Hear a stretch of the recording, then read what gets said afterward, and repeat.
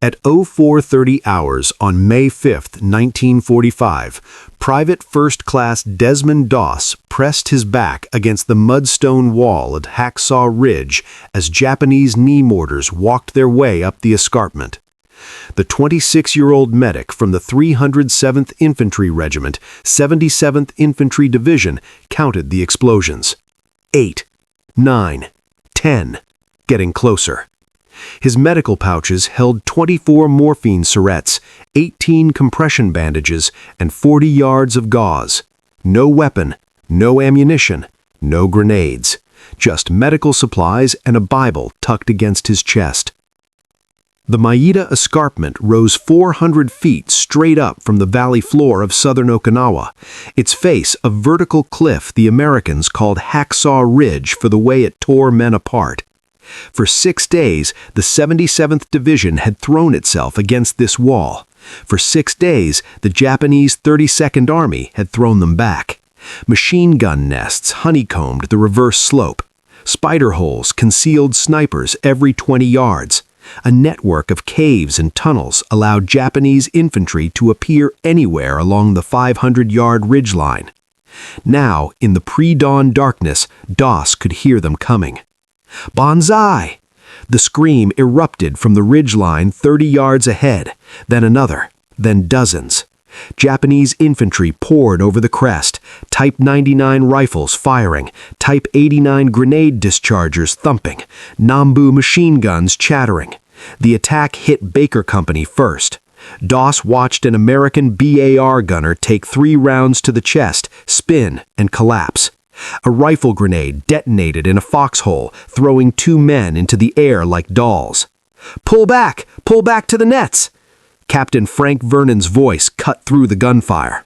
The American line broke. Men scrambled toward the cargo nets hanging down the cliff face, their only escape route. But the wounded couldn't run. Doss saw them scattered across the ridgetop, some crawling, some motionless, some crying out. A private from Able Company dragged himself through the volcanic ash, his left leg gone below the knee. A sergeant sat against a boulder, pressing his hands to his stomach, blood pooling black in the moonlight. The Japanese swept forward. A wounded American tried to surrender, raising one arm. A Japanese officer decapitated him with his sword. Doss watched the last able-bodied Americans disappear over the cliff edge, sliding down the cargo nets to safety. The Japanese owned the ridge now. Between them and the cliff lay 75 wounded Americans, some unconscious, some screaming, all dead men unless someone went back. The Seventh-day Adventist from Lynchburg, Virginia, had refused to touch a weapon since the day he enlisted. His draft board had tried to classify him 4D, unfit for military service due to religious objection. Doss had fought for 1AO classification, conscientious objector willing to serve in non-combat role. The Army had tried everything to wash him out during training. His own unit had threatened to kill him on Guam. They called him Yellow, Coward, Holy Joe. Now those same men lay bleeding 50 yards away while Japanese infantry methodically bayoneted the wounded. "Medic!" The cry came from behind a shattered palm stump. Private Richard Cupp, machine gunner from C Company. Both legs mangled by grenade shrapnel. Femoral artery intact but bleeding heavily from the calf. Doss low-crawled forward. No helmet, he'd given it to a wounded man on Leyte. Just his medical pouches and a single thought: Lord, help me get one more. A Nambu machine gun opened up from the reverse slope, green tracers snapping overhead. Doss pressed flat as bullets sparked off the limestone. The burst lasted 4 seconds. In the silence that followed, he heard Japanese voices, close, maybe 20 yards. They were checking bodies, finishing wounded with bayonets and rifle butts. Doss reached Cupp, clamped the worst bleed, and dragged him backward by his cartridge belt. 180 pounds of dead weight across 50 yards of open ground. The cliff edge had a 2-foot lip of rock, minimal cover. Doss pulled surgical rope from his pouch. Standard field surgery kit included 50 feet of half-inch hemp rope for traction splints. He'd requisitioned 8 kits worth, 400 feet total. But how to lower a man down a 400-foot cliff alone? At Fort Jackson, Doss had learned 3 knots from his unit's old-timers who'd worked lumber camps: bowline, clove hitch, and double sheet bend. On Guam, he'd practiced lowering ammunition crates down cliffs using a wraparound belay. The principle was simple: use your body as a brake, let rope friction do the work. He tied a bowline around Cup's chest, under the arms, wrapped the rope twice around a volcanic rock outcrop for friction, then around his own hips. If the Japanese spotted him silhouetted against the cliff edge, one burst would cut him in half, but the alternative was leaving Cup to die. When you hit bottom, tug 3 times. He began lowering. The rope bit through his uniform immediately. 180 pounds of dead weight, 400 vertical feet, controlled entirely by friction across his hips and hands. His gloves, standard-issue leather work gloves, started smoking after 30 feet. The hemp rope was designed for 200-pound static load, not dynamic stress. Every jerk and swing weakened the fibers. A Japanese rifle cracked. The round sparked off limestone 6 inches from Doss's head. He couldn't see the shooter, couldn't stop lowering, couldn't defend himself. Another shot, this one tugged his uniform sleeve. 100 feet down, 300 to go. His triceps burned, his back muscles locked in spasm. The rope had cut through his uniform and was now grinding raw flesh. Blood made his grip slippery. 200 feet.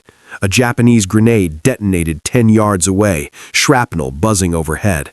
They were hunting him now, trying to zero his position in the pre-dawn darkness. 300 feet. His hands were hamburger. The rope fibers were pink with blood. His or Cup's, he couldn't tell. 3 tugs. Cup was down. Doss pulled the rope up hand over hand, 400 feet of blood-slick hemp. By the time he got a topside, his palms were stripped to muscle. He wrapped them in gauze, pulled on a second pair of gloves from a dead supply sergeant, and crawled back onto the killing ground. "Medic! Please, God, medic!" Sergeant Carl Bentley, Easy Company, gut shot, intestines spilling through his fingers, still conscious, still screaming, 70 yards from the cliff, almost to the Japanese line. Doss counted the shadows moving on the reverse slope. 8, maybe 10, an entire squad sweeping toward Bentley's position. In 2 minutes, they'd find him. In 3 minutes, they'd bayonet him.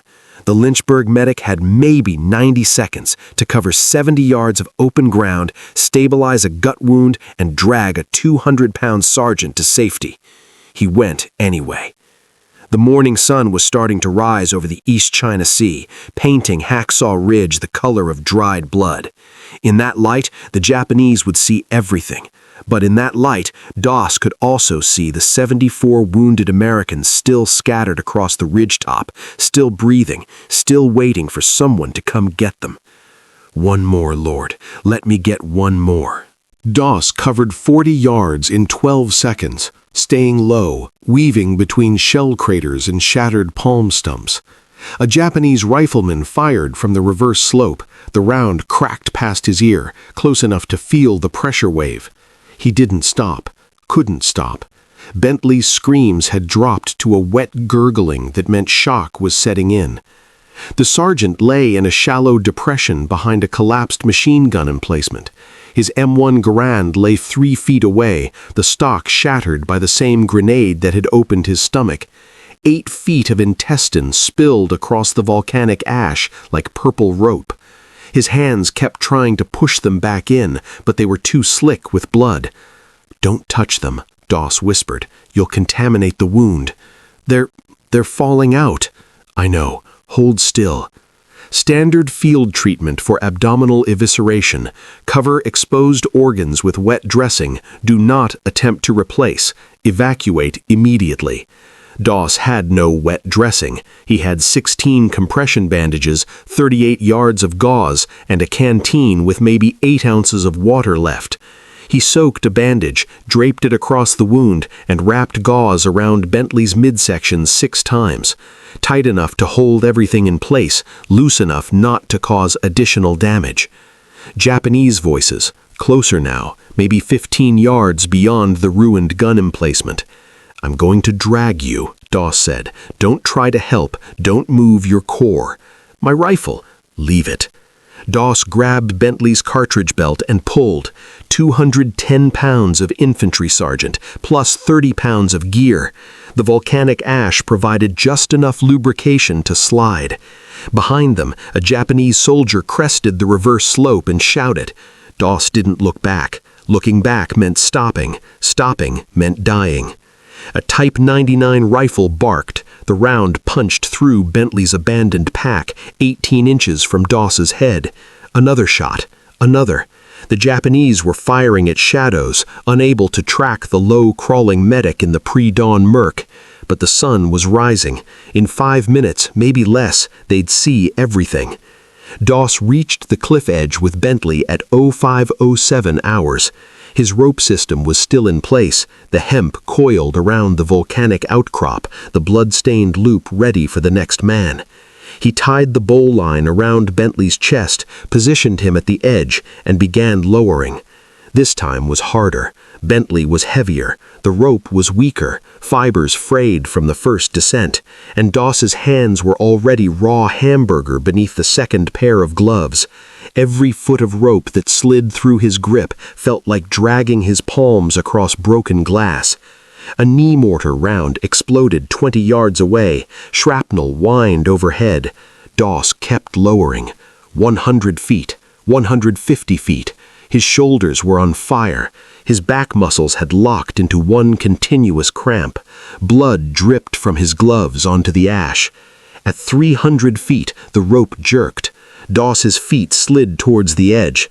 For one sickening moment he thought the rope had snapped, thought Bentley was falling 100 feet to the rocks below. But the rope held. Bentley had snagged on something, probably a root or outcrop. The jerk had nearly pulled Doss over the cliff. He braced his boots against the rock lip and held. 10 seconds, 20. Then Bentley swung free, and the weight resumed. 350 feet, 380 feet, 400 feet. 3 tugs. 2 men saved, 73 remaining. Doss pulled the rope up, slower this time. His arms felt like they'd been filled with concrete. When he got the loop topside, he saw the damage. 3 strands of the half-inch hemp had separated near the midpoint. The rope was rated for 200 pounds static. He was running 200-pound dynamic loads through a 400-foot drop. Simple physics said the rope would fail.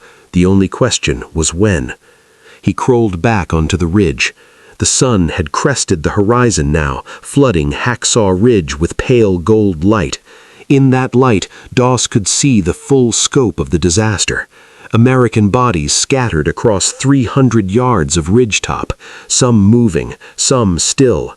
Japanese infantry working their way methodically through the carnage, bayoneting anything that twitched. A wounded corporal tried to crawl away and took a rifle butt to the skull. A private raised his hands in surrender and got a bayonet through the throat. Doss counted the living. 11 men within 50 yards of his position, close enough to reach without crossing Japanese lines. Beyond that, maybe 20 more scattered across the center of the ridge, and past them, near the American jump-off point, at least 40 wounded clustered in shell craters and behind rocks. Some were calling for help, some had stopped calling. He went for the closest first. Private First Class Herbert Schechter, ammunition bearer from B Company, left arm gone at the elbow, tourniquet already applied by a buddy before the retreat, conscious, able to help with the lowering. Doss got him to the cliff in 90 seconds, tied the bowl line, and lowered him in 4 minutes. The rope frayed a little more. 3 men saved. Corporal James Dorris, rifleman from C Company, chest wound sucking. Doss sealed it with the cellophane wrapper of a morphine syringe, standard field treatment for pneumothorax. Dragged him 60 yards under sporadic machine gun fire, lowered him. The rope was down to maybe 60% strength now, pink with blood, fibers unwinding at the stress points. 4 men saved. Private First Class Glenn Connor, scout from A Company, Both eyes gone, face a mask of blood and shrapnel. He couldn't see, couldn't help, could only moan and clutch at Doss's uniform. "Don't leave me. Please God, don't leave me." Doss dragged him backwards across 40 yards of open ground while a Nambu gunner tried to zero their position. Rounds snapped overhead, kicked up ash around them, punched through Connor's already shredded pack. At the cliff, Doss tied the bowline by feel. Connor kept grabbing his hands, kept begging. "You're going home. You're going to see your family." The blind private couldn't see, would never see again, but he stopped struggling long enough for Doss to lower him. 5 men saved. Each rescue took longer than the last. Doss's body was breaking down, shoulders locked, back spasming, hands bleeding through 3 layers of gauze and leather. His medical supplies were depleting fast. 11 compression bandages, 29 yards of gauze, 19 morphine syrettes. Every wounded man needed something, and Doss had less to give with each trip. At 05:48 hours, he reached Private Edward Kozlowski, machine gunner from D Company. Both legs shattered below the knee, compound fractures with bone fragments visible through the torn flesh. A Japanese sniper had already shot him twice more while he lay helpless, once through the left shoulder, once through the right hand. He was still alive, still conscious, still holding his rosary. "Can you move at all?" Doss asked. "My arms. I can pull with my arms." "Good. I'm going to drag you. Use your arms to help steer around obstacles. Don't try to push with your legs." Kozlowski nodded. His face was gray, lips blue. Shock was setting in fast. Doss estimated he had maybe 20 minutes before the machine gunner's heart gave out. The route to the cliff was 70 yards. Doss had covered it 6 times now, carving a shallow trail through the volcanic ash. The Japanese had noticed. As he started dragging Kozlowski, a knee mortar round exploded in the path ahead, then another. They were bracketing the route, trying to catch him in the beaten zone. Doss veered left into uncharted ground. A shell crater offered temporary cover. He pulled Kozlowski into it, checked his pulse, weak but present, and scanned for the next move. A shattered palm log lay 15 yards ahead. Beyond that, a collapsed bunker. Beyond that, the cliff. Maybe 80 yards total, but through terrain he hadn't scouted. "Hold here," Doss told Kozlowski. "I'll be back in 60 seconds. He low-crawled to the palm log, checking sightlines. The Japanese sniper was somewhere on the reverse slope, probably in a spider hole with a narrow field of fire. If Doss could identify the position, he could route around it. A rifle cracked. The round hit the palm log 6 inches from his face, showering him with splinters. There, muzzle flash, from a hole 40 yards up the slope. The sniper had a clear line on the direct route to the cliff. Doss crawled back to Kozlowski. "Change of plans. We're going right instead. Longer route, but better cover." The new path was 120 yards, through a drainage ditch, around a collapsed observation post, across 30 yards of open ground, then to the cliff. It took 11 minutes. Kozlowski passed out halfway through, which made the drag harder but quieter. By the time Doss reached the lowering point, his arms had stopped shaking. A bad sign. Muscle failure was setting in. The rope looked worse than before. At least 4 strands had separated at the midpoint. Doss estimated it had maybe 5 or 6 more full loads before catastrophic failure. He had 69 men still to rescue. He tied the bowline around Kozlowski's chest, positioned the unconscious machine gunner at the edge, and began lowering. Halfway down, 200 feet, the rope jerked and stuck. Doss held, muscles screaming. Below, Kozlowski swung against the cliff face, unconscious, helpless. The rope was caught on something. A root, a rock, a piece of debris. Doss couldn't see the snag, couldn't reach it, couldn't pull Kozlowski back up. His arms didn't have the strength left. He could only hold and pray. "Lord, let me get one more." The rope freed itself. Doss didn't know how. Maybe Kozlowski's swinging had worked it loose. Maybe the wind. Maybe divine intervention. He didn't care. He lowered the final 200 feet in one continuous controlled slide that stripped the last layer of skin from his palms. 3 tugs, 6 men saved, 69 remaining. Doss pulled the rope up. His hands left red smears on the hemp. His shoulders felt like they'd been dislocated and poorly reset. The sun was fully up now, burning through the haze over Hacksaw Ridge, illuminating every body, every blood trail, every Japanese soldier methodically executing the American wounded. He had been on the ridge for 2 hours. He had saved 6 men. At this rate, with 69 remaining, he needed another 23 hours. His body wouldn't last 3. A scream rose from the center of the ridge, then gunfire, then silence. Doss wrapped fresh gauze around his hands, checked his remaining supplies, 9 compression bandages, 24 yards of gauze, 16 morphine syrettes, and crawled back onto the killing ground. One more. Lord, let me get one more. By 06:15 AR, the Japanese knew someone was on the ridge. Doss realized this when the pattern of fire changed. For the first 2 hours, the shooting had been random, sporadic bursts at shadows, occasional sniper rounds at movement. Now it was coordinated. A Nambu machine gun team had repositioned to cover the cliff edge. 2 snipers were working in tandem, one firing while the other spotted, and a squad of infantry was sweeping the American side of the ridge in a methodical grid pattern, checking every body, every crater, every piece of cover. They weren't just killing wounded anymore, they were hunting. Private First Class Clarence Glenn lay in a shell crater 35 yards from the cliff, both legs broken, left arm fractured, face peppered with shrapnel. He'd been playing dead for 2 hours, breathing shallow, keeping still, watching Japanese boots pass within feet of his position. When Doss crawled into his crater, Glenn nearly screamed.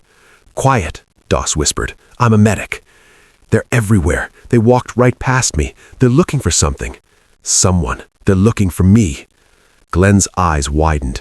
"You're the one pulling men off the cliff. I heard the rope, heard the calls." Doss checked Glenn's injuries. The leg fractures were plane breaks, painful but not life-threatening. The arm would need setting.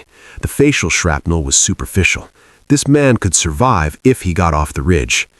"I'm going to splint your legs," Doss said. "Then we move." He used rifle stocks from 2 dead Americans, M1 Garands with shattered receivers, useless as weapons, but perfect as splints. Tore strips from a dead sergeant's uniform for binding. Worked fast, fingers slick with blood, while Japanese voices called to each other 40 yards away. "They're getting closer," Glenn said. "I know." Doss finished the splints in 3 minutes. Standard time was 8. He'd learned to work fast on Leyte, faster on Guam, fastest here on Okinawa, where every second in the open was borrowed time. "Can you crawl?" Glenn tried. His arms worked, his core worked, but the splinted legs dragged like anchors, maybe 1 yard per minute. At that rate, the 35-yard trip to the cliff would take over half an hour. The Japanese sweep would reach them in 10 minutes. Doss made a decision. "I'm going to carry you." "What? You can't!" "Fireman's carry. You grab my neck, I take your weight across my shoulders. We move fast." "They'll see us." "They'll see us if we stay too." Doss got Glenn positioned, arms around his neck, body draped across Doss's shoulders, weight distributed across the medic's back. 175 pounds of wounded infantry, plus 20 pounds of remaining gear. Doss's own weight was 165 pounds. He was carrying more than his own mass. He stood up. The Nambu gunner saw him immediately. Green tracers ripped across the ridgetop, snapping past Doss's head, kicking up ash at his feet. He ran anyway. Not a sprint. He couldn't sprint with 195 pounds on his back, but a lurching, desperate jog toward the cliff edge. Glenn screamed with every step as his broken legs bounced against Doss's thighs. 20 yards. 15. 10. A sniper round punched through Glenn's pack, missing Doss's head by inches. The impact nearly knocked them both down. Doss staggered, recovered, kept moving. 5 yards. He dove the last distance, landing hard behind the rock outcrop, Glenn tumbling off his shoulders and crying out as his broken, splinted legs hit stone. The Nambu kept firing, rounds sparking off the cliff edge, but they were in cover now, alive, somehow alive. Doss's rope was where he'd left it, coiled around the volcanic outcrop. He checked the fibers, worse than before. Maybe 4 more loads, maybe 3. He had 68 men still to rescue. This is going to hurt, but you'll live. He tied the bowline, positioned Glenn at the edge, and lowered him. The descent took 6 minutes. His arms had passed through pain into a kind of numb mechanical function.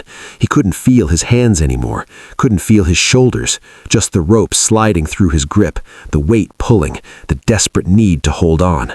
3 tugs, 7 men saved. When Doss pulled the rope up, he saw the damage. The midpoint was down to 2 strands. 1 more full load and it would snap. He had 68 men left.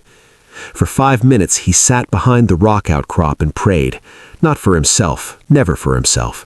For the men still out there. For the strength to reach them. For some way to make an impossible situation work.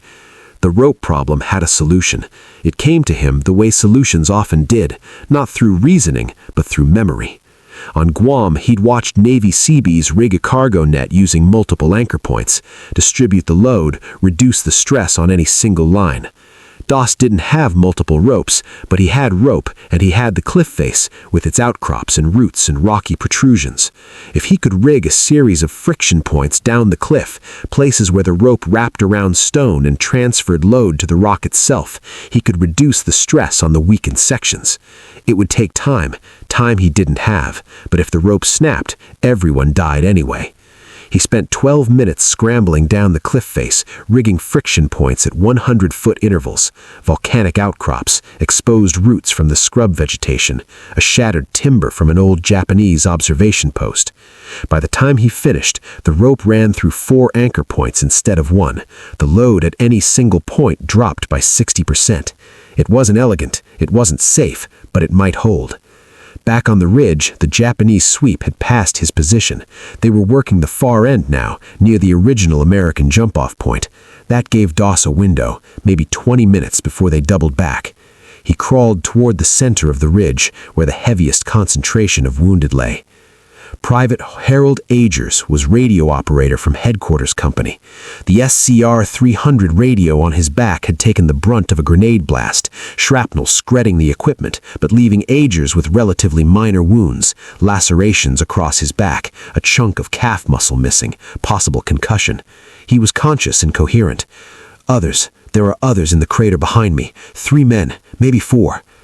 Doss crawled past him, found the crater. 4 wounded Americans huddled together, using each other for cover.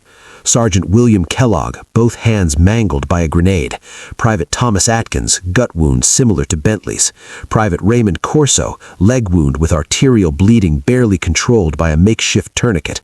Private Dennis Miracle, and that was really his name, Doss would remember it forever, with a shattered pelvis and no feeling below the waist. 5 men in 1 location. Doss had bandages for maybe 2 of them, morphine for 3, and a rope that might hold for 4 more descents before it failed. He started with Atkins, the gut wound. Same treatment as Bentley, wet bandage over the evisceration, gauze wrap to hold everything in place. Then Corso, the arterial bleeder. The tourniquet was a rifle sling cinched above the knee. Good improvisation, but it had been on too long. The leg below was cold and blue. Even if Corso survived, he'd lose the limb. How long has this been on? Hour? Maybe more? I don't know. Doss loosened the tourniquet for 10 seconds, let blood flow to the dying tissue, then retightened. Standard field protocol to delay necrosis. It might save the leg. Probably wouldn't, but he had to try. Kellogg's hands were beyond field treatment, bones visible, tendons severed, fingers hanging by skin. Doss wrapped them in gauze to prevent further contamination and gave him morphine for the pain. Miracle's shattered pelvis was also beyond field treatment. Doss could do nothing but make him comfortable. "I can't feel my legs," Miracle said. "I know. We're going to get you off this ridge." "But I can't feel them. Am I going to walk again?" Doss didn't answer. Some lies were too heavy to carry. He organized the evacuation. Atkins first, The gut wound was most urgent. Then Corso, then Eggers, then Kellogg. Miracle last because his injury was most stable, even if the long-term prognosis was worst. The trip from the crater to the cliff was 50 yards. Doss made it 5 times, dragging one man at a time while the Japanese swept the far end of the ridge. Each trip took between 4 and 7 minutes, depending on the man's weight and ability to help. Each trip brought him closer to the cliff edge just as the enemy grew more aware of his position. On the 3rd trip, Eggers, the radio operator, a Japanese observer, spotted him. The man shouted in Japanese, pointing. Doss didn't look back. He kept dragging Eggers toward the cliff, kept his head down, kept moving. A rifle cracked. The round kicked up ash 3 feet to his left. Another crack, this one closer. The Japanese were finding their range. Doss had maybe 15 seconds before they zeroed him. He abandoned the drag and switched to a fireman's carry. Eggers was lighter than Glenn, maybe 160 pounds with his destroyed radio. He lifted him and ran. Not a jog this time, a full sprint, legs pumping, lungs burning, wounded soldier bouncing on his shoulders. Bullets snapped past. One tugged his trouser leg. Another cracked so close he felt the pressure wave on his cheek. He dove behind the rock outcrop, Eggers tumbling free, both of them gasping. "How are you alive?" Eggers asked. Doss didn't know. He tied the bowline, positioned Eggers at the edge, and lowered him. The new friction point system held. The rope creaked but didn't snap. 3 tugs. 11 men saved. He went back for Kellogg, then Atkins, then Corso, who screamed the entire way down, his dying leg banging against the cliff face. 14 men saved. Miracle was last. The shattered pelvis made him impossible to drag. Every movement ground bone against bone, sent waves of agony through his paralyzed body. Doss ended up carrying him in a cradle hold, 180 pounds of dead weight in his arms, walking upright across 50 yards of open ground while Japanese riflemen tried to kill them both. A round hit Miracle's canteen, spraying water across Doss's chest. Another hit Miracle's helmet, denting it but not penetrating. The unconscious private was taking bullets meant for the medic. His body was a shield Doss hadn't asked for and couldn't refuse. They reached the cliff. Doss lowered Miracle with hands that had stopped bleeding because there was no skin left to bleed. The friction points held. The rope held. 3 tugs, 11 men saved, 60 remaining. The sun was fully up now, hot on the back of Doss's neck. He'd been on the ridge for 4 hours. His body was shutting down, arms like lead, back locked in spasm, hands wrapped in blood-soaked gauze that squished with every grip. He had 4 compression bandages, 11 yards of gauze, 8 morphine syrettes. His canteen was empty. His medical pouches were nearly bare. And the Japanese had figured out exactly where he was operating. When Doss looked up from the cliff edge, he saw a Japanese officer standing 30 yards away, sword drawn, staring directly at him. Behind the officer stood 6 infantry with fixed bayonets. They'd found the medic. Now they were going to kill him. The Japanese officer was young, maybe 25, with the single star of a second lieutenant on his collar. His Shin-Gunto sword gleamed in the morning sun, the blade already stained with American blood. Behind him, 6 enlisted men held Type 99 Arisaka rifles with 15-inch bayonets fixed. They stood in a loose semicircle, blocking the route back to the wounded. Doss didn't move, couldn't move. His back was to the 400-foot cliff. His hands were wrapped in blood-soaked gauze. He had no weapon, no cover, no way out. The officer said something in Japanese, a question maybe, or a command. Doss didn't understand the words, but he understood the gesture, the sword pointing at the cliff edge, then at Doss, then sweeping toward the scattered American wounded. They knew. They'd watched him work for 4 hours, pulling men off the ridge one by one. Now they wanted to know how, and then they wanted him dead. One of the enlisted men stepped forward, bayonet leveled at Doss's chest. The blade was 18 inches from his sternum. One thrust and it would punch through his heart. Doss closed his eyes and prayed, "Lord, I've done what I can. If this is the end, let it be quick, and let someone else save the men I couldn't reach." The bayonet didn't come. When Doss opened his eyes, the Japanese soldier was staring past him toward the cliff edge. The officer was shouting, not at Doss, but at something behind him. Doss turned his head slightly, just enough to see.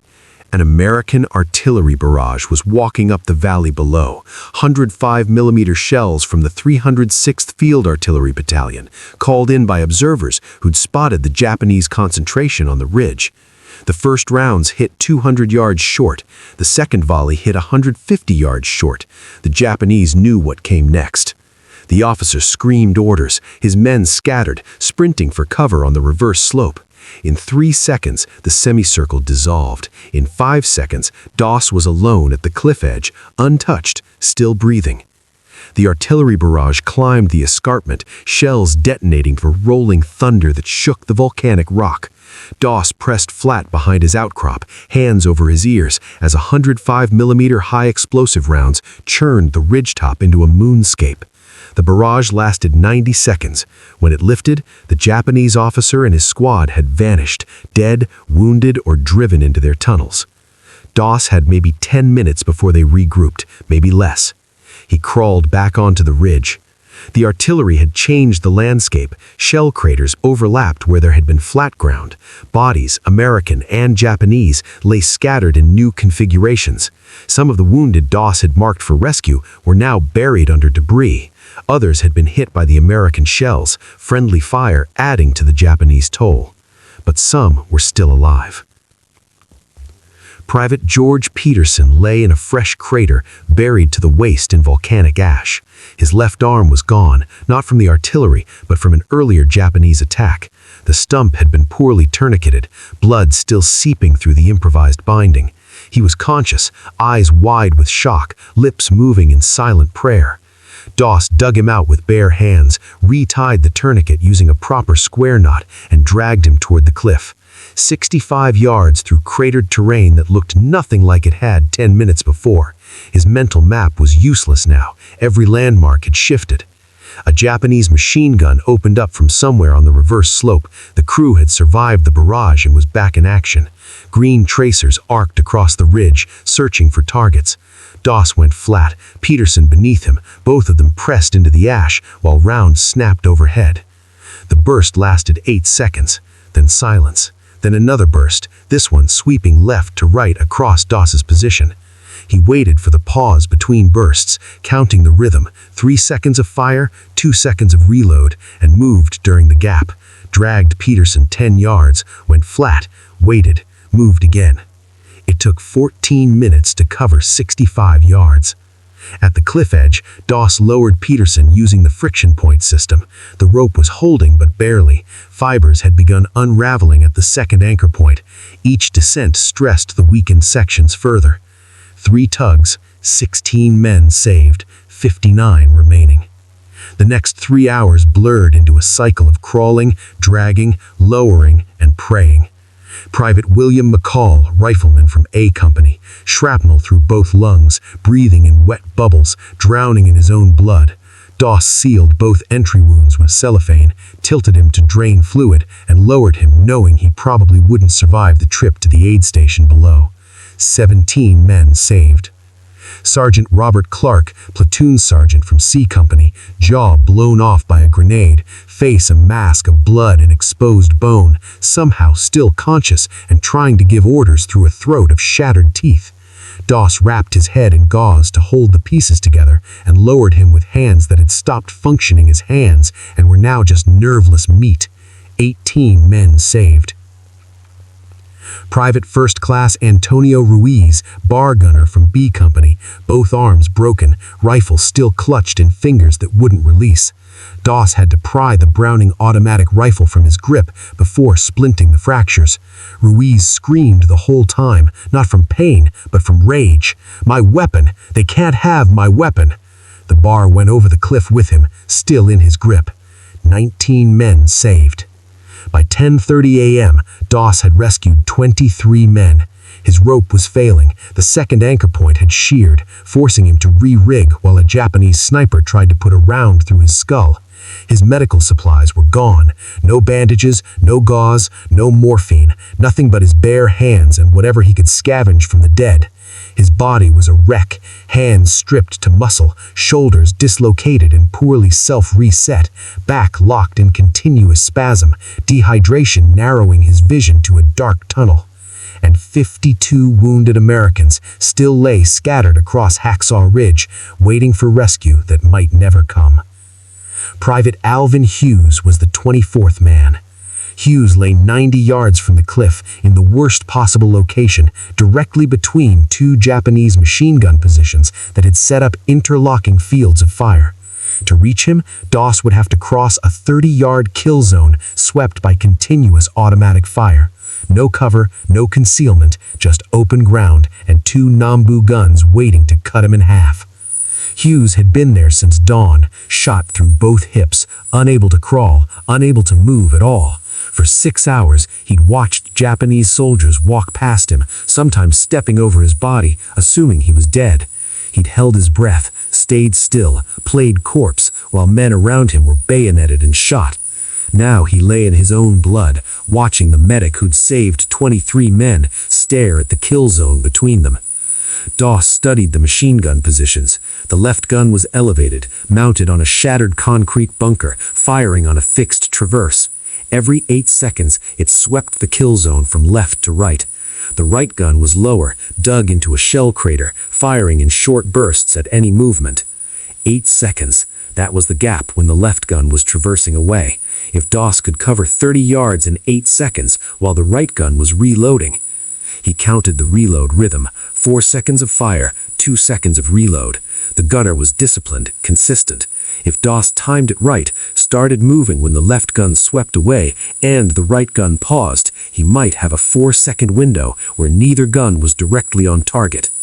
4 seconds to cover 30 yards, under fire, with a body that had stopped functioning properly 3 hours ago. Doss watched the patterns, counted, waited.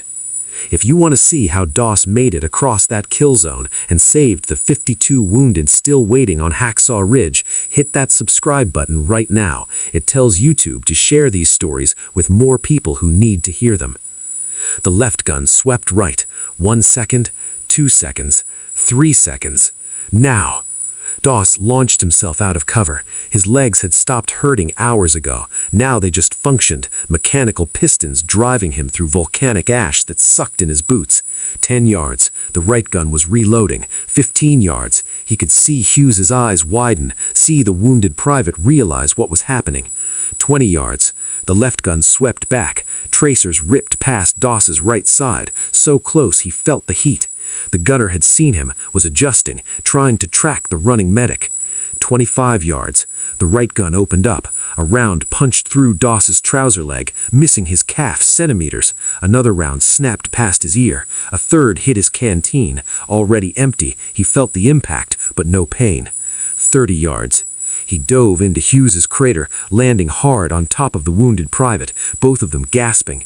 The Nambu guns kept firing, rounds chewing the crater rim, spraying them with ash and rock chips. "You're insane," Hughes said. Doss checked his injuries. Both hips shattered. One round had tumbled, creating massive internal damage. Femoral artery intact somehow. But Hughes couldn't be dragged. Any movement would grind the shattered pelvic fragments together, probably sever the artery, definitely kill him. He needed a stretcher. Doss had no stretcher. He had 2 broken rifle stocks, relics from earlier splinting, and a dead Japanese soldier's belt. He lashed the stocks together as crossbars, used his own uniform shirt as a fabric base, and created a rigid frame just wide enough to support Hughes's pelvis. "This is going to hurt," he said. "I'm sorry." He rolled Hughes onto the improvised stretcher, keeping the spine aligned, stabilizing the pelvis as much as possible. Hughes screamed, a raw animal sound that echoed across the ridge. The Nambu guns were still firing, but the crater rim provided cover as long as they stayed low. The problem was getting out. Doss couldn't carry the stretcher across 90 yards of open ground under machine gun fire. Couldn't drag it, the movement would kill Hughes. Couldn't wait, Japanese infantry were regrouping for another sweep, and this crater was directly in their path. He looked at the cliff, 90 yards away. Impossible distance. Then he looked at the terrain between. Craters, shell holes, shattered bunkers, debris piles. Each piece of cover was 10 to 15 yards apart. If he could move Hughes from cover to cover using the gaps in machine gun fire, they might make it. 12 segments, 12 sprints, 12 chances to die. The first segment was the hardest, breaking cover from the crater while both guns were active. Doss waited for the reload gap, lifted the stretcher, and ran. Hughes screamed with every step. The left Nambu swept toward them. Doss dove behind a debris pile, stretcher first, landing on his shoulder to protect the wounded man. His left shoulder popped, fully dislocated this time, the joint grinding wrong. He bit back a scream, wedged the shoulder against a rock, and slammed his body weight sideways. The joint popped back in. Not properly, but functional enough.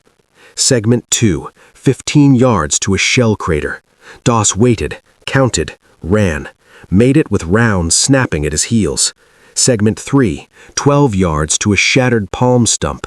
Hughes had passed out from the pain, a mercy. Dead weight was easier to carry than screaming. Segment 4, Segment 5, each transition a coin flip between survival and death. On Segment 8, the right Nambu gunner got smart. Instead of firing in predictable bursts, he started firing single shots at random intervals. Doss couldn't count the pattern anymore, couldn't predict the gaps. He ran anyway. A round hit the stretcher's wooden crossbar, shattering it. Hughes's weight shifted, nearly spilling him into the ash. Doss caught him, adjusted, kept running. Another round hit his boot heel, tearing off the leather but missing his foot. Segment 9, 10, 11. On Segment 12, 15 yards from the cliff, a Type 89 grenade launcher coughed. Doss heard the distinctive thump and threw himself flat, covering Hughes with his body. The grenade landed 4 yards away. In the half-second before detonation, Doss saw everything: the cylindrical body of the 50mm round, the fins at the base, the fuse already triggered. He saw Hughes beneath him, unconscious, helpless. Saw the cliff edge so close, salvation just 15 yards away. Saw his own death arriving at 1,200 feet per second. The grenade exploded. Shrapnel ripped through Doss's left leg, calf and thigh, multiple fragments, blood spraying across the volcanic ash. More fragments hit his back, his arms, his shoulders. The blast wave slammed him sideways, rolling him off Hughes and into a shallow depression. For a moment, everything was silence. Then the pain arrived, a tidal wave of agony, radiating from his shredded leg, his punctured back, his fragment-torn arms. Doss looked down at his body and saw blood everywhere, his blood, pumping out of wounds he couldn't count. The cliff was 15 yards away. Hughes lay on the shattered stretcher, still unconscious, still alive, and Doss was bleeding out in a shell crater, body finally broken beyond function. Any other man would have stopped, called for help, accepted that he'd done enough. Desmond Doss was not any other man. He crawled, dragging his shattered leg, leaving a blood trail in the ash, pulling himself towards Hughes with arms that had been shot, fragmented, and stripped of skin. Every movement sent lightning bolts of agony through his body. Every yard felt like a mile. He reached Hughes, got his hands on the stretcher, pulled. 12 yards. His vision was graying at the edges, blood loss stealing consciousness. 9 yards. The Nambu guns had stopped firing. Maybe the gunners thought he was dead. Maybe they were reloading. He didn't care. 6 yards. Hughes stirred, moaned, started to wake. 3 yards.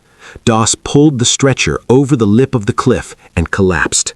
His rope was there, coiled around the outcrop, waiting, but his hands couldn't grip, couldn't tie, couldn't function.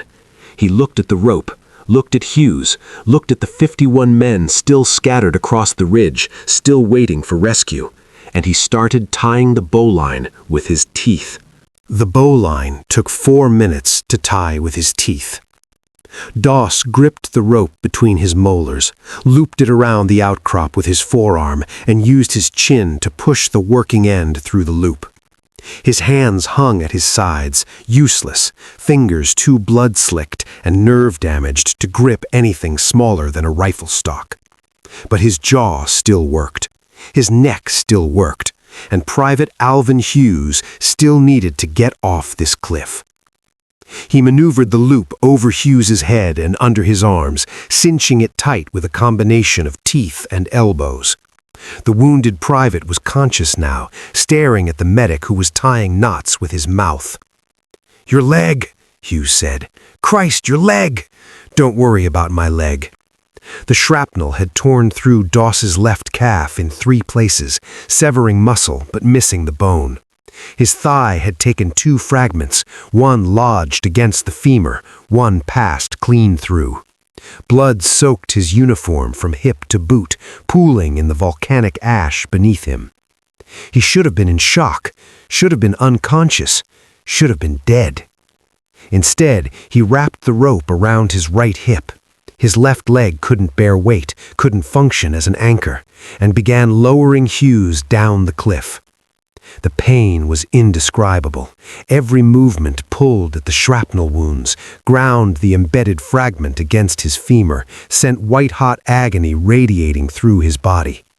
He lowered anyway, hand over hand, teeth gritted, blood dripping from his leg onto the rope that was already pink with the blood of 24 rescued men. At 200 feet, his vision started to gray. Blood loss. He blinked hard, focused on the weight in his hands, kept lowering. At 300 feet, his right leg started shaking, muscle fatigue compounded by blood loss. He locked his knee, braced against the outcrop, kept lowering. At 400 feet, 3 tugs. 24 men saved, 51 remaining. Doss pulled the rope up. It took 9 minutes, 3 times longer than his first retrieval.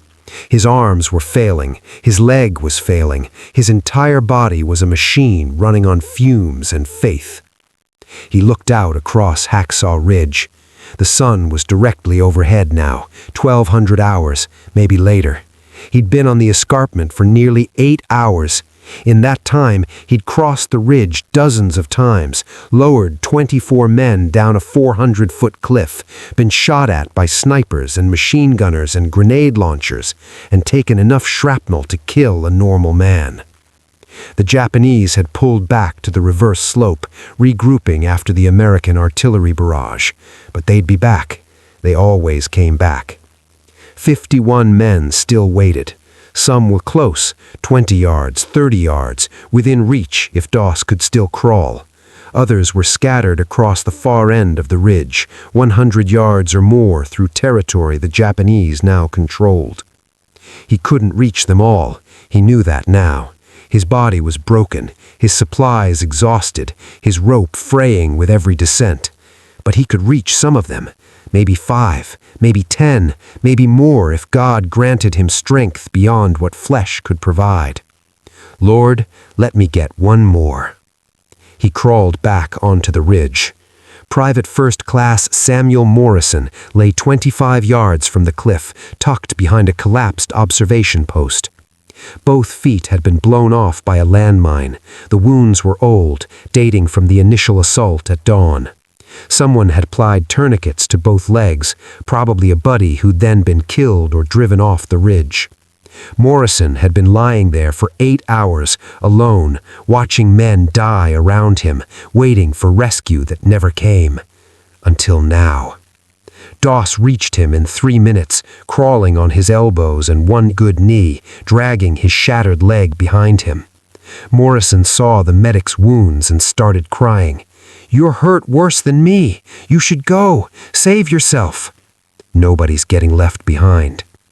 Doss checked the tourniquets. Both were properly applied, both still holding. Morrison's stumps had stopped bleeding, though the tissue below the tourniquets was gray and dead. He'd lose both legs above the knee, assuming he survived. "Can you pull yourself if I stabilize your upper body?" Morrison nodded. His arms were intact. His core was intact. Together, they developed a system, Doss crawling backwards, dragging Morrison by his belt, while Morrison used his arms to help propel himself forward and steer around obstacles. It took 11 minutes to cover 25 yards.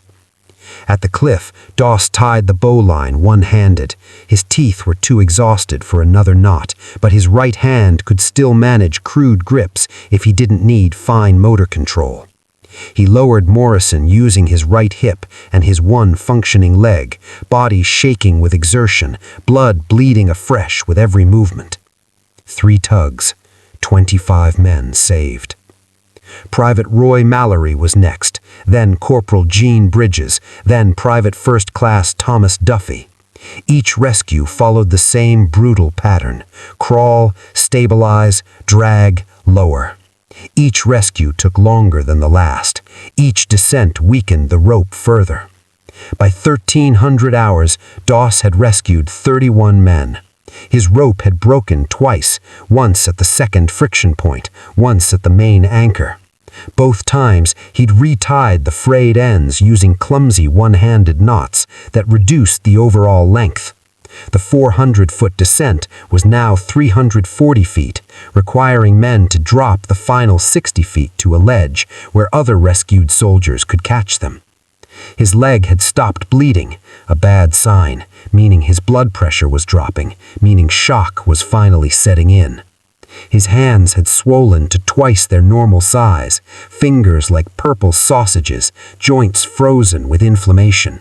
His back was a constellation of shrapnel wounds that wept blood with every movement, and 44 men still waited on the ridge. Sergeant Kenneth Henson was the 32nd rescue. Henson lay in a shell crater near the center of the ridge, surrounded by 3 dead Japanese soldiers. He'd killed them with his bare hands after they'd bayoneted him, strangled one, bashed another's head against a rock, choked the third with his own intestines. Now he sat in the crater, bleeding from 7 bayonet wounds, waiting to die. "Medic," he said when Doss crawled into view. "Took you long enough. Been busy."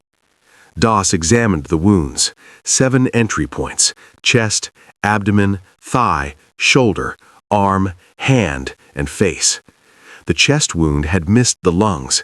The abdominal wound had missed the intestines. The thigh wound had missed the femoral artery.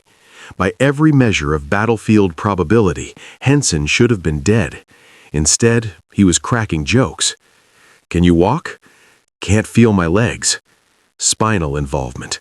The abdominal bayonet had probably nicked the spinal cord. Henson might be paralyzed, might recover, might die.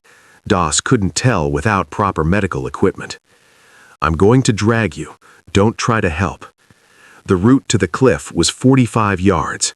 Doss covered it in 16 minutes, dragging 190 pounds of wounded sergeant with 1 functional arm and 1 functional leg. Japanese snipers took shots at them twice. Both times, Doss went flat and waited for the firing to stop, body pressed against Henson's, blood mingling in the volcanic ash. At the cliff, he lowered Henson using the shortened rope. The 60-foot drop at the bottom was a problem. Henson was paralyzed, couldn't catch himself, would land on the ledge like a sack of grain. Doss shouted down to the men below, warning them. 2 rescued soldiers positioned themselves to catch the falling sergeant. 3 tugs, 32 men saved. The next hour became a fever dream of pain and motion. Private Harold Kemp, face burned beyond recognition by a flamethrower backblast. Private First Class George Lawson, arm hanging by a thread of muscle, clutching it to his chest like a broken doll. Corporal William Price, gut wound that had started going septic, the smell of infection mixing with blood and ash. Sergeant First Class Edward Ross, blinded and deafened by a concussion grenade, following Doss's touch like a child following a parent through darkness. 36, 37, 38, 39.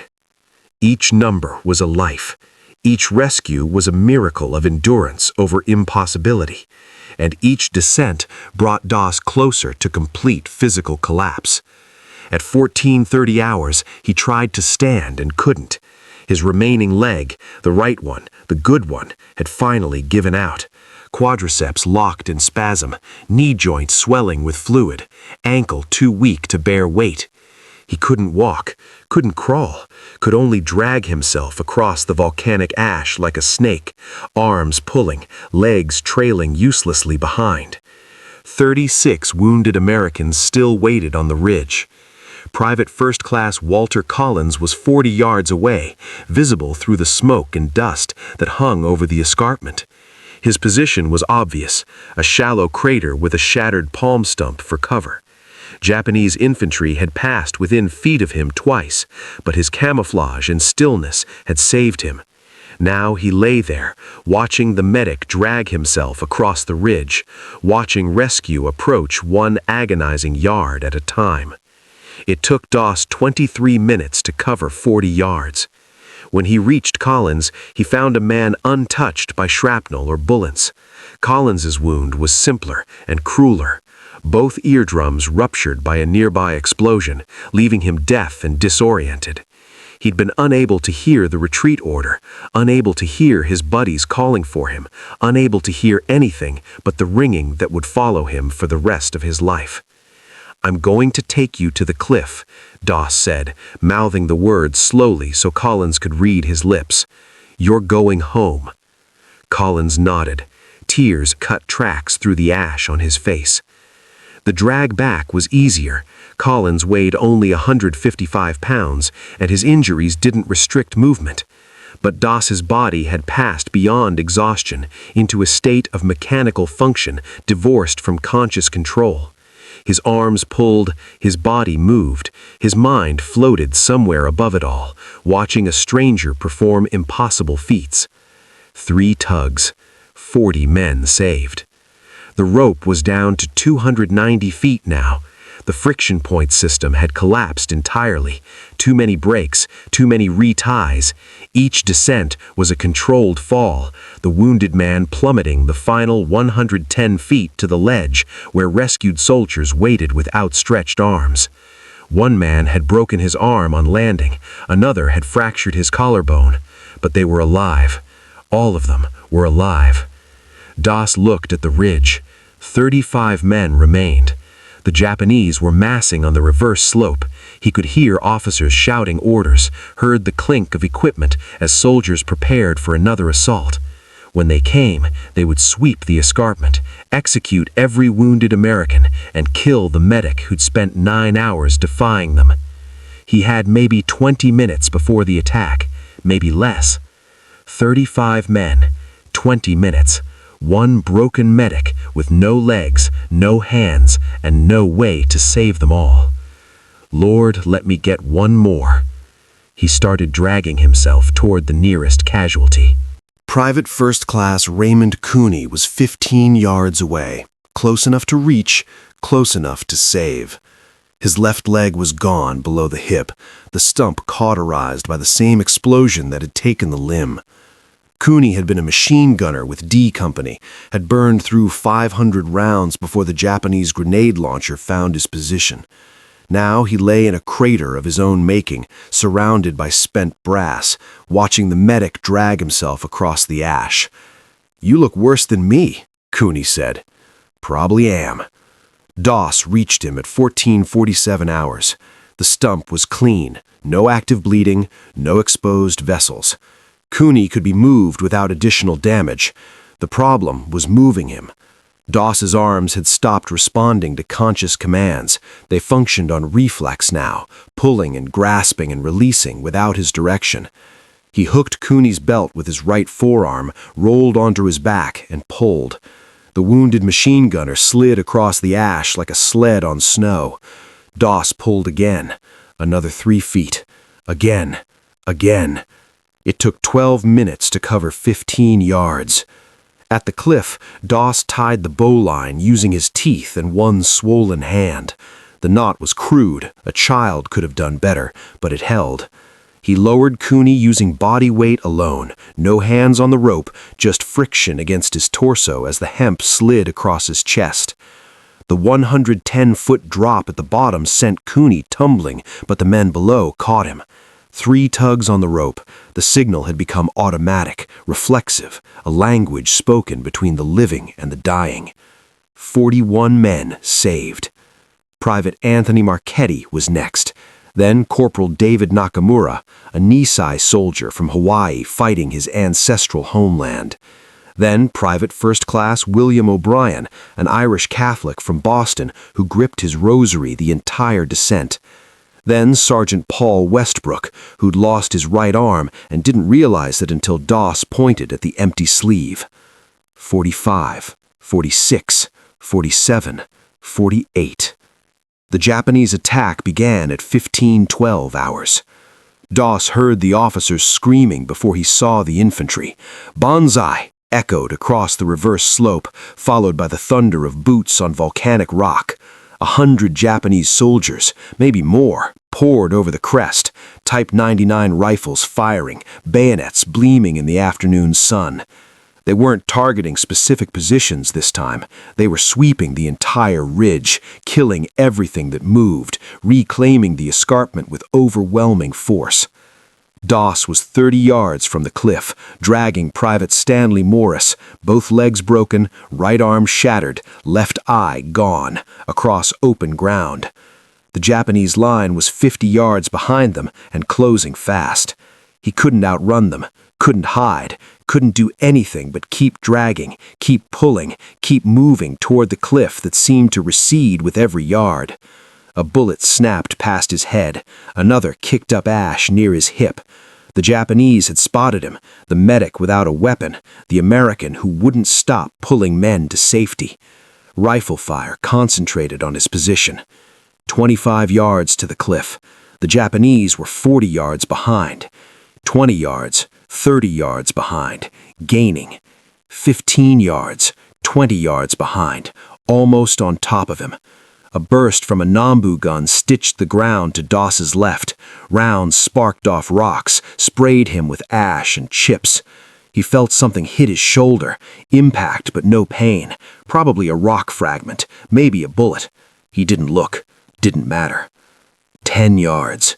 A Japanese soldier sprinted towards him, bayonet leveled, screaming. Doss could see the man's face, young, maybe 20, terror and rage warring in his eyes. The bayonet was aimed at Doss's back, at the spot between his shoulder blades, where a single thrust would sever his spine. 5 yards. Doss pulled Morris over the cliff edge and dove after him.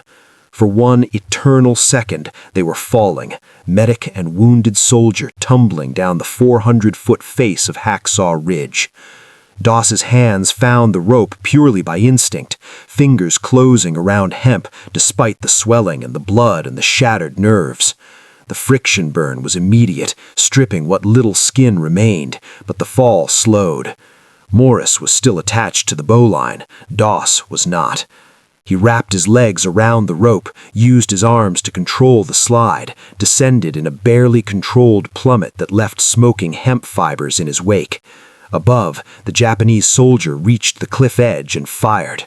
The round hit the rock face 3 feet from Doss's head, showering him with limestone chips. Another shot, closer. Doss reached the first friction point, a volcanic outcrop where the rope wrapped around stone. He grabbed it, arrested his fall, gasped for breath. Morris dangled 20 feet below, unconscious from the jolt, but still attached. The Japanese soldier leaned over the cliff edge, taking careful aim. At this range, maybe 30 feet, he couldn't miss. Doss saw the rifle barrel swing towards him, saw the man's finger tightening on the trigger. An American artillery shell detonated on the ridge top. The explosion threw the Japanese soldier backward, out of sight. More shells followed. The 306th Field Artillery had spotted the assault and was walking 105mm rounds across the escarpment. The cliff face shook with each detonation. Rocks and debris rained down on Doss and Morris. He resumed the descent, slower now, controlled, letting the friction points do their work. At each anchor, he paused to check on Morris, still breathing, pulse weak but present. The 110-foot drop at the bottom was coming. Doss shouted a warning to the men below, but his voice was gone, reduced to a croak that barely carried. They saw him anyway, positioned themselves, caught Morris as he dropped free, cushioning the impact with their own bodies. Doss hit the ledge a moment later, landing on legs that had stopped functioning hours ago. He collapsed in a heap, vision graying, breathing shallow. Above, the artillery barrage continued to pound Hacksaw Ridge. 49 men saved. 26 remained on the escarpment, and Doss couldn't go back up. He lay on the ledge for 3 minutes, staring at the cliff face, watching smoke and dust billow from the artillery strikes above. His body was finished, both legs shattered or useless, both arms swollen beyond function, torso peppered with shrapnel, blood loss approaching critical. But the rope was still there, dangling from the cliff, anchored somewhere above. And somewhere on that ridge, 26 Americans were still alive, still waiting, still hoping. Lord, let me get one more. Doss grabbed the rope. Climbing a 400-foot cliff with no legs and no hands should have been impossible. Doss made it possible through sheer will and improvised technique. He wrapped the rope around his right forearm, used his left arm as a counterweight, and pulled himself up with his core muscles, the only part of his body still functioning at near normal capacity. 3 feet at a time, rest. 3 feet, rest. His forearm was bleeding from the rope friction after 20 feet. His shoulder joints were separating after 50. His abdominal muscles were cramping after 100.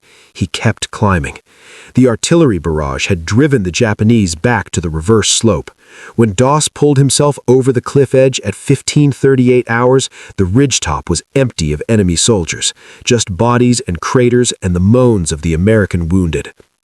Private First Class Frank Haggerty was 10 yards away, shot through both shoulders, unable to use his arms, but legs still functional. Doss crawled to him, got him upright, guided him to the cliff edge. Haggerty could descend on his own, using his legs to control the slide, gripping the rope with his knees. 3 tugs from below, 50 men saved. Doss sent down 3 more walking wounded in the next 15 minutes. Private Gerald Leach, shrapnel in both legs but able to stand. Corporal Mitchell Hayes, concussion and partial blindness but still mobile. Private First Class Robert Jennings, burns across his back and arms but legs intact. 53, 54, 55. The artillery barrage lifted at 1600 hours. The Japanese would be coming again soon. Doss found Private Theodore Chen 20 yards from the cliff, tucked into a shell crater with 2 other wounded men. Chen had taken a round through the throat. His windpipe was intact, but his carotid artery was nicked, blood pulsing weakly with each heartbeat. He had maybe 30 minutes before he bled out. The 2 men with him were in better shape. Corporal Alexander Webb, broken arm, lacerated scalp, otherwise stable. Private First Class Jonathan Edwards, gut wound but shallow, intestines intact. 3 men, 20 yards, and the Japanese massing for another assault. Doss dragged Chen first, the most critical case, the one who would die soonest. The 20-yard trip took 8 minutes. At the cliff, he lowered Chen using the last of his strength, arms screaming, back locked in spasm. 3 tugs, 56. He went back for Webb and Edwards, found them crawling toward him, meeting him halfway, desperate to escape before the next attack. Webb could walk with support. Edwards couldn't walk but could help with his upper body. Together, the 3 men made it to the cliff in 6 minutes. Doss lowered Edwards first. Gut wounds took priority over broken bones. Then Webb. 57, 58. The Japanese counterattack began at 16:17 hours. This time, they didn't scream banzai. They came silent and fast, 100 soldiers sweeping across the reverse slope like shadows, rifle fire sporadic but accurate. They'd learned from the earlier attacks. This assault was coordinated, professional, lethal. Doss was 25 yards from the cliff when he saw them crest the ridge. 17 wounded Americans lay between the Japanese line and the escarpment edge. 17 men who would die in the next 5 minutes unless someone saved them. He started crawling. Private David Morrison was closest. 8 yards away, bullet through the hip, unable to move. Doss reached him in 90 seconds, hooked his belt, dragged him toward the cliff. Japanese riflemen were 60 yards away, closing fast. At the cliff, Doss didn't bother with the bowline.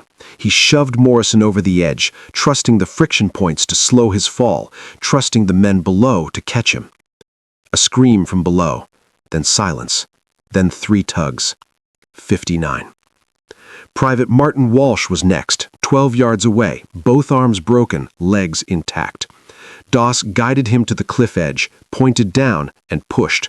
Walsh fell, hit the first friction point, slowed, fell again, hit the ledge where waiting hands grabbed him. 60. The Japanese were 40 yards away now. Doss could see individual faces, individual weapons. A soldier dropped to one knee and fired. The round hit the rock next to Doss's head. Corporal Stephen Bradley crawled toward the cliff under his own power, dragging a shattered leg. Doss met him at the edge, helped him over, watched him plummet. 61. Private First Class Richard Carter, Private Alan Park, Sergeant William Foster. Each man a different rescue, a different method, a different miracle. Some Doss dragged, some he guided, some he simply pointed toward the cliff and watched them throw themselves over the edge, trusting gravity over the Japanese bayonets behind them. 64, 65, 66. The Japanese were 20 yards away. Doss was out of time, out of options, out of men within immediate reach.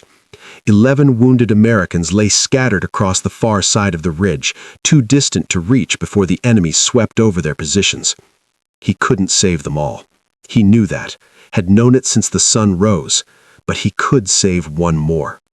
Lord, let me get one more. Private Charles Graham lay 15 yards away, directly in the path of the Japanese advance. Both legs blown off at the knee, left arm gone at the elbow. He'd been trying to crawl toward the cliff for hours, making inches of progress, leaving a blood trail in the volcanic ash. Doss crawled toward him. The Japanese saw the medic moving across the ridgetop, saw the unarmed American dragging himself toward a wounded man, saw the empty hands, the missing weapon, the blood-soaked uniform. And for a moment, one frozen, inexplicable moment, they stopped.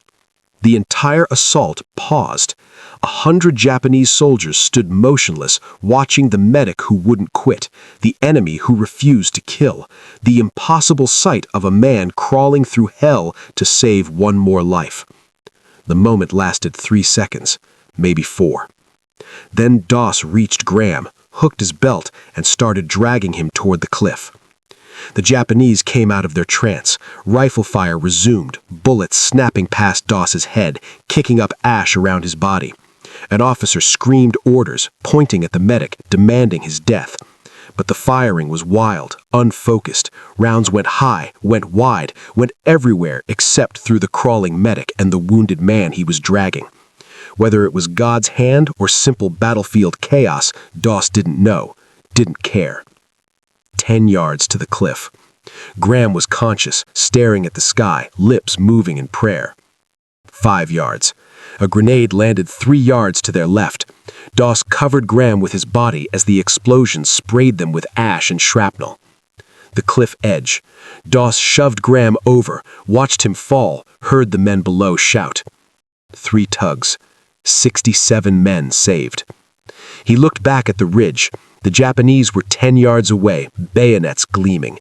Beyond them, scattered across the escarpment, the final 8 wounded Americans lay motionless, dead, dying, or playing possum. Doss couldn't reach them, couldn't save them.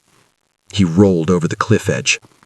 The fall was controlled chaos, rope burning through his forearm, friction points snagging and releasing, the world spinning in a blur of rock and sky.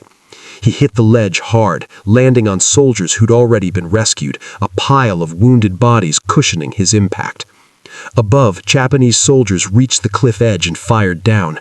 Rounds sparked off the rock face, snapped past Doss's head. But the angle was wrong. The lip of the escarpment blocked their line of fire, turned the cliff face into dead ground. "Grenades!" someone shouted. The first Type 89 grenade tumbled over the edge, bouncing off an outcrop, detonating 50 feet above the ledge. Shrapnel rained down, wounding 2 men who'd already been rescued. A second grenade followed, this one closer. A third. "Get them to the aid station!" Doss tried to shout, but his voice was gone.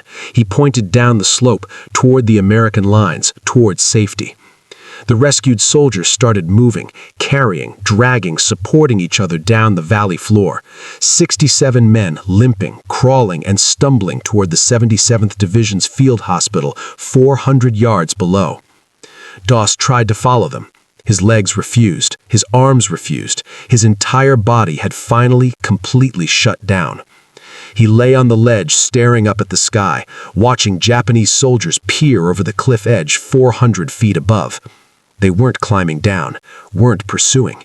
The American artillery was zeroing in again, shells starting to fall on the ridgetop. 12 hours, 67 men, 1 unarmed medic. The sun was setting over Hacksaw Ridge, painting the East China Sea the color of blood. Above, the Japanese owned the escarpment.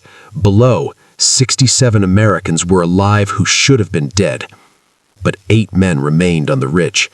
8 men Doss couldn't save. He closed his eyes and wept. The litter-bearers found Doss at 1847 hours. Private First Class Glenn Cupp, the first man Doss had lowered 12 hours earlier, led them up the slope from the field hospital. His legs were still splinted, but he'd insisted on coming. "He saved my life," Cupp told the medics. "I'm not leaving him on that ledge." They found the medic lying where he'd fallen, eyes open, staring at nothing.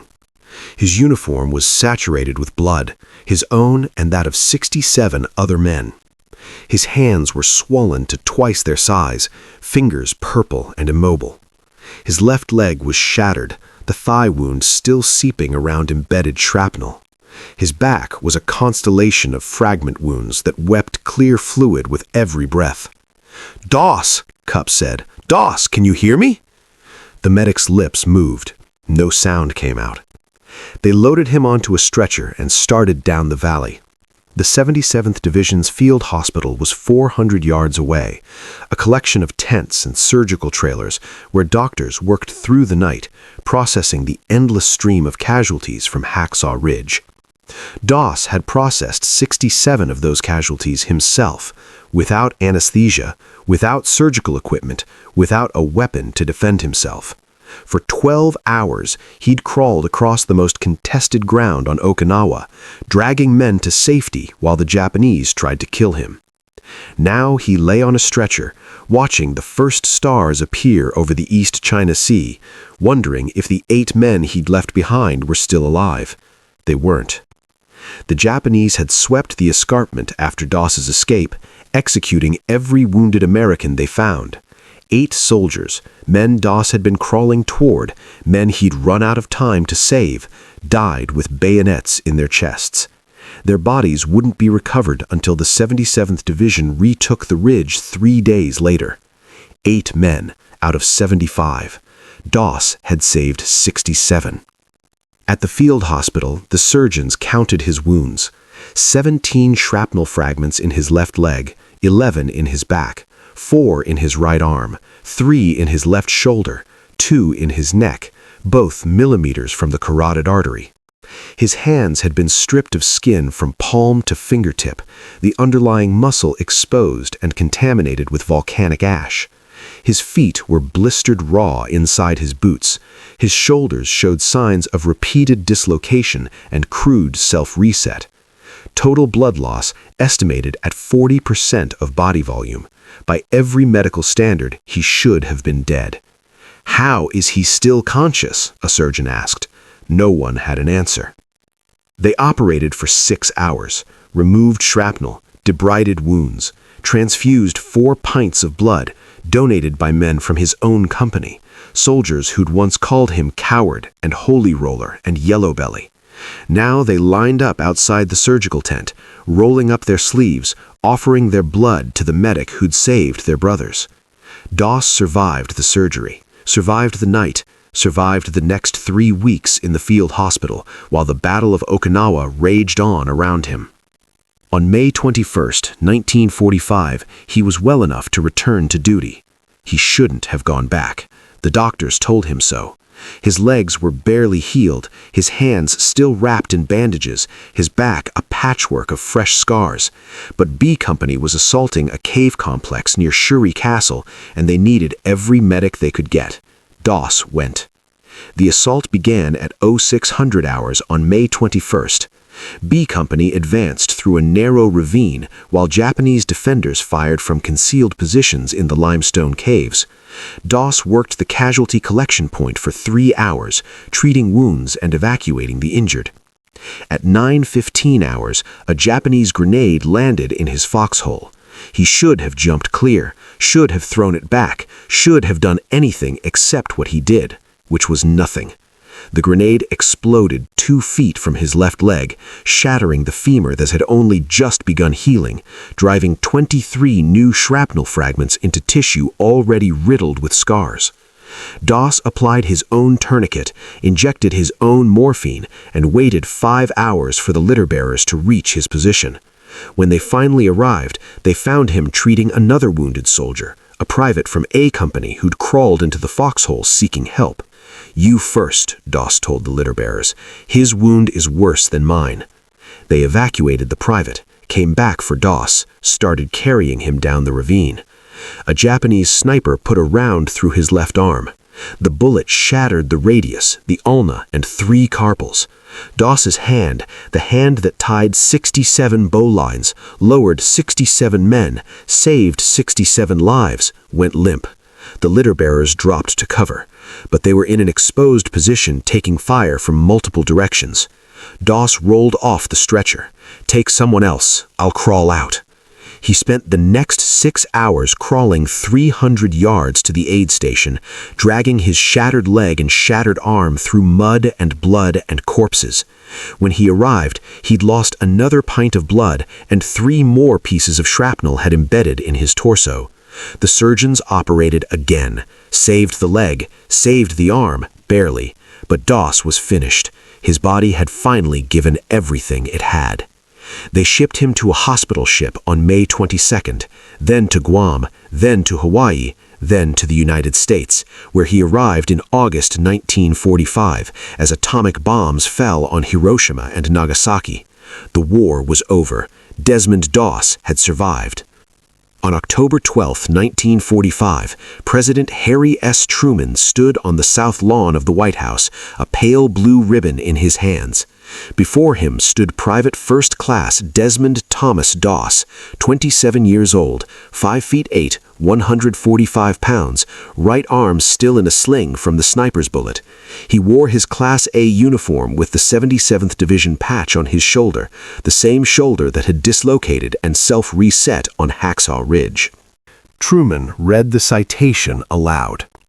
Private First Class Desmond T. Doss, United States Army, Medical Detachment, 307th Infantry, 77th Infantry Division. For conspicuous gallantry and intrepidity in action above and beyond the call of duty. The citation described Hacksaw Ridge, the 67 men, the 12 hours, the Japanese bullets and grenades and bayonets that had failed to stop one unarmed medic with a rope and a prayer. Refusing to seek cover, Private First Class Doss remained in the fire-swept area with the many stricken, carrying them one by one to the edge of the escarpment and there lowering them on a rope-supported litter down the face of a cliff to friendly hands. Truman paused, looked at Doss. The president had met hundreds of Medal of Honor recipients, soldiers, Marines, airmen who'd killed extraordinary numbers of enemies in extraordinary displays of courage. He'd never met one who'd refused to kill anyone at all. Through his outstanding bravery and unflinching determination in the face of desperately dangerous conditions, Private First Class Doss saved the lives of many soldiers.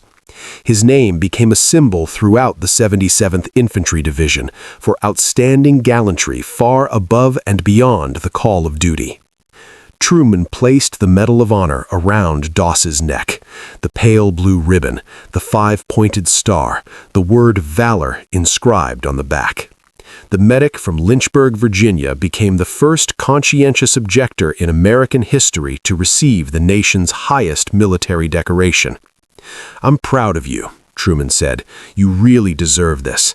I consider this a greater honor than being president." Doss didn't know what to say. He'd never wanted recognition, never wanted medals. He'd just wanted to save his buddies, the men who'd threatened to kill him on Guam, who'd called him coward and yellow belly and holy roller. Now those same men were writing letters to the War Department insisting their medic receive the Medal of Honor. 16 men from B Company submitted sworn statements about Hacksaw Ridge. 16 men testified to watching Doss drag wounded soldiers through machine gun fire, lower them down a 400-foot cliff, and refuse to leave even when his own body was broken beyond repair. When asked how many men he'd saved, Doss said 50. He was a humble man. He didn't count carefully. The Army counted. The Army said 75. They compromised on the number that appears in the official citation, approximately 75 men. 67 had survived. 8 had died on the ridge. The number Doss saved, the number he lowered down that cliff over 12 hours of impossible courage, was the number that walked off Hacksaw Ridge alive. Desmond Doss went home to Lynchburg, Virginia in November 1945. He married Dorothy Shute, his sweetheart since before the war. They had one son, Desmond Jr. He worked in furniture manufacturing until the shrapnel in his body caught up with him, until the wounds that had never fully healed forced him into disability. He lost a lung to tuberculosis, contracted, the doctors said, from the conditions on Okinawa. He lost most of his hearing to grenade blasts that had punctured his eardrums over and over again. The Army offered him a pension. He accepted only what he needed to survive. He never talked much about Hacksaw Ridge. When people asked him how he'd saved 75 men without a weapon, he gave the same answer every time. "I just kept praying, Lord, let me get one more." That was it. No grand philosophy, no complicated theology, just a simple prayer, repeated over and over again, while bullets snapped past and grenades exploded, and Japanese soldiers tried to kill the one American who refused to kill them back. One more, one more, one more, until there were no more to save. Desmond Doss died on March 23, 2006, at the age of 87. He was buried in the National Cemetery in Chattanooga, Tennessee, with full military honors. The headstone lists his name, his rank, his unit, and the words every Medal of Honor recipient earns: Medal of Honor. It doesn't mention Hacksaw Ridge, doesn't mention the 67 men, doesn't mention the 12 hours of crawling, dragging, and lowering that made him a legend. But the men who survived remembered. Raymond Cooney, the machine gunner who lost his leg, named his first son Desmond. Kenneth Henson, the sergeant with the bayonet wounds, wrote letters to Doss every year until he died. Clarence Glenn, the soldier with shrapnel in his face, traveled to Lynchburg in 1985 to shake the hand that had dragged him to safety. "You could have left us," Glenn told him. "Everyone else did, but you stayed." Doss shook his head. The answer was the same as it had always been. "I couldn't leave. I just kept praying, Lord, let me get one more." One more. 67 times. On the bloodiest cliff face of the Pacific War, an unarmed medic from Virginia proved that courage doesn't require a weapon, that faith isn't weakness, that the measure of a soldier isn't how many enemies he kills, but how many brothers he saves. The Japanese couldn't stop him, the wounds couldn't stop him, the exhaustion, the fear, the impossibility of the task, none of it could stop Private First Class Desmond Thomas Doss. Only sunset stopped him, only running out of men to save. And even then, he wept for the ones he couldn't reach. If this story earned your time, hit the like button. It costs nothing and tells YouTube this video matters. Subscribe if you want more stories like this, accounts of real people facing impossible situations with nothing but skill and nerve. Drop a comment. Where are you watching from? Did anyone in your family serve in the Second World War? This community spans the globe, from California to Tasmania, from veterans to history students. Let us know you're here. Thank you for watching. These stories deserve to be remembered. You're helping make that happen.